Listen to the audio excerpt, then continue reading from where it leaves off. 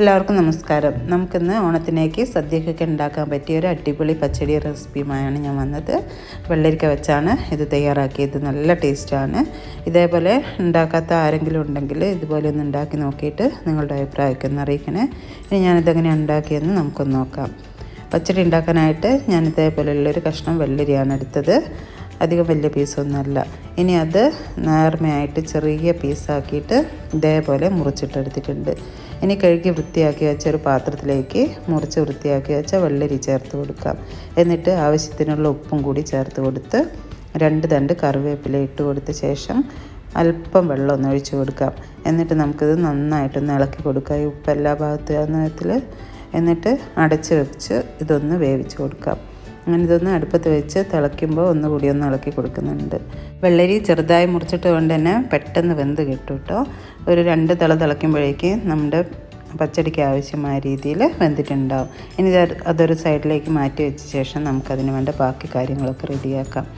അതിനായിട്ട് ഞാനിവിടെ 4 table spoon തേങ്ങ എടുത്തിട്ടുണ്ട്. അതിലേക്ക് 2 തണ്ട് കറിവേപ്പില ഇട്ട് കൊടുത്തിട്ടുണ്ട്. 3 പച്ചമുളകും ചെറിയൊരു കഷ്ണം ഇഞ്ചി ഇട്ട് കൊടുത്തിട്ടുണ്ട്. പിന്നെ 1/2 ടീസ്പൂൺ കടുക് കൂടിയിട്ട് അതൊന്ന് നല്ലോണം അരച്ച് വെക്കുന്നുണ്ട്.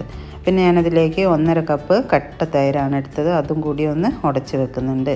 ഇനി ഒരു വലിയ പാത്രം എടുത്തിട്ട് അതിലേക്ക് നമ്മൾ അരച്ച് വെച്ച അരപ്പില്ലേ, അതൊന്ന് ചേർത്ത് കൊടുക്കാം.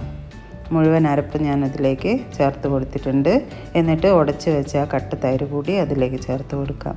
എന്നിട്ട് നമുക്കിത് രണ്ടും കൂടി ഒന്ന് നല്ലോണം ഒന്ന് മിക്സാക്കി കൊടുക്കാം. ഇത് മിക്സാക്കി കൊടുത്ത ശേഷം നമുക്കിതിലേക്ക് ആവശ്യത്തിനുള്ള ഉപ്പ് കൂടി ചേർത്ത് കൊടുക്കാം. എന്നിട്ട് ഒന്നും കൂടി ഒന്ന് മിക്സാക്കി കൊടുക്കാം. അപ്പോഴേക്കും നമ്മുടെ വേവിച്ച് വെച്ച വെള്ളരിയൊക്കെ ഏതാണ്ട് ചൂടെല്ലാം ആറിയിട്ടുണ്ടാവും. ഇനി ഞാൻ ആ വേവിച്ച് വെച്ച വെള്ളരി കൂടി അതിലേക്കൊന്ന് ചേർത്ത് കൊടുക്കുന്നുണ്ട്. എന്നിട്ട് നല്ലോണം ഒന്ന് ഇളക്കി മിക്സാക്കി കൊടുക്കാം. ഇങ്ങനെ പച്ചടി ഉണ്ടാക്കുമ്പോൾ നല്ല ടേസ്റ്റ് ആയിരിക്കും കേട്ടോ. അധികം ലൂസായി പോകരുത് നമ്മൾ പച്ചടി ഉണ്ടാക്കുമ്പോൾ. അതുകൊണ്ടാണ് വെള്ളരി വേവിക്കുമ്പോൾ ഒരു തുള്ളി വെള്ളം മാത്രം ഒഴിച്ചാൽ മതി എന്ന് പറഞ്ഞാൽ. ഇനി നമുക്കതിന് വറവ് റെഡിയാക്കാം. അതിനായിട്ട് ഒരു പാനിലേക്ക് 2 ടേബിൾ സ്പൂൺ വെളിച്ചെണ്ണ ഒഴിച്ച് കൊടുത്തിട്ടുണ്ട്. കടുകിട്ട് പൊട്ടിക്കുന്നുണ്ട്. എന്നിട്ട് അതിലേക്ക് 3-4 വറ്റൽമുളക് കൂടി ഇട്ട് കൊടുത്തിട്ടുണ്ട്. അതൊന്ന് മൂത്ത് വരുമ്പോൾ 2 തണ്ട് കറിവേപ്പില കൂടി ഇട്ട് കൊടുക്കാം. എന്നിട്ട് എല്ലാം കൂടി ഒന്ന് മൂപ്പിച്ച് നമുക്ക് റെഡിയാക്കി വെച്ച പച്ചടിയിലേക്ക് ഒഴിച്ച് കൊടുക്കാം.